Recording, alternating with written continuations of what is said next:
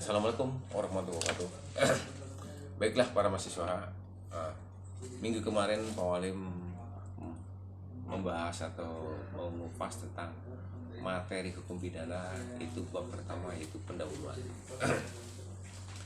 Sekarang dengan termin kedua atau pertemuan kedua, Pak Walim membahas tentang yaitu sumber hukum pidana internasional, subjek hukum pidana internasional, dan tujuan hukum pidana internasional.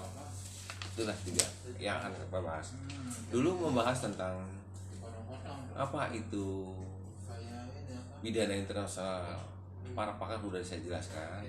Dan ingat ya, di sini Pak Walim mengajarkan pada mahasiswa, bagi mahasiswa yang tidak jelas, yang tidak puas dengan pembahasan atau materi yang diajarkan Pak Walim, tolong catat. Nomor Pak Walim 081 313 941 446. Sekarang Pak Walim membahas tentang sumber hukum pidana internasional. Sumber hukum pidana internasional ada 4. Satu adalah perjanjian internasional.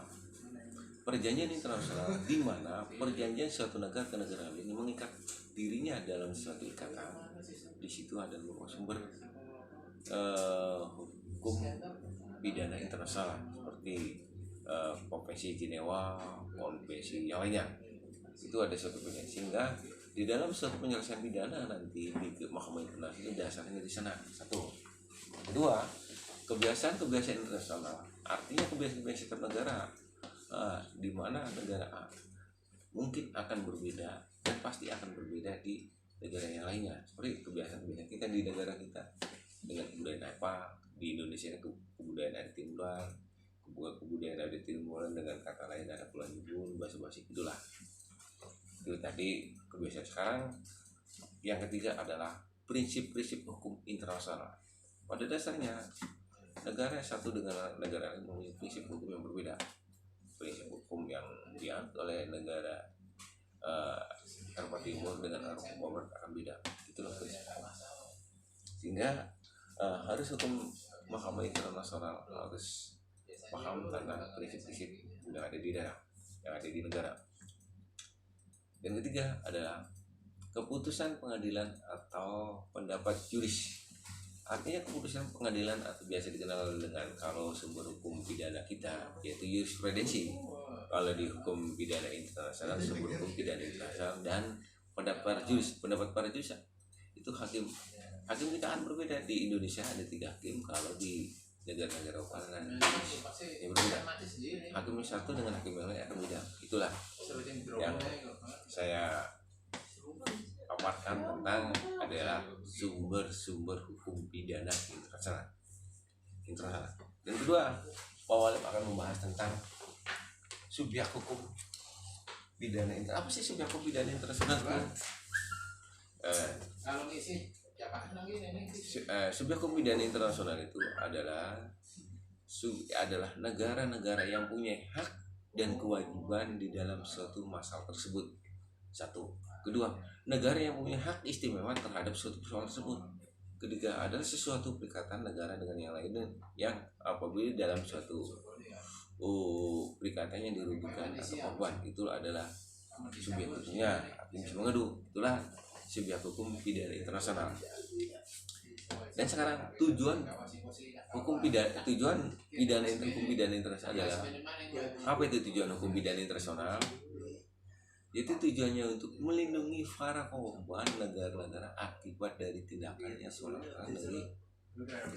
Misalnya terjadi begini ya, terjadi perang genosida di ras, massal, perang dan segala macam, berbagai macam yang saya jelaskan di sini.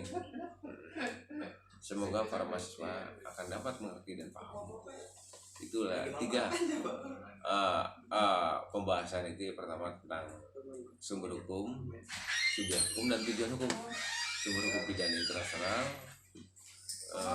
subjek hukum pidana internasional, dan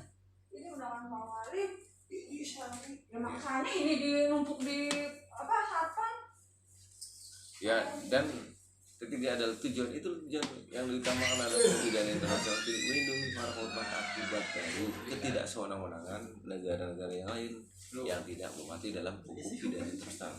Itulah yang kami tahu, yang kami bahas tentang adanya itu.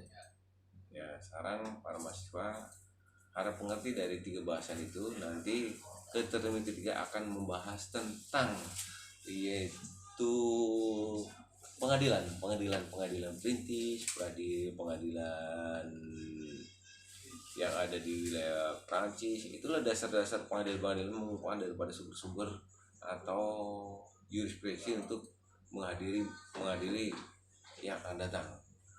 Jurisprudensi adalah para hakim mengikat diri dengan adanya pengadilan sebelumnya sebagai dasar.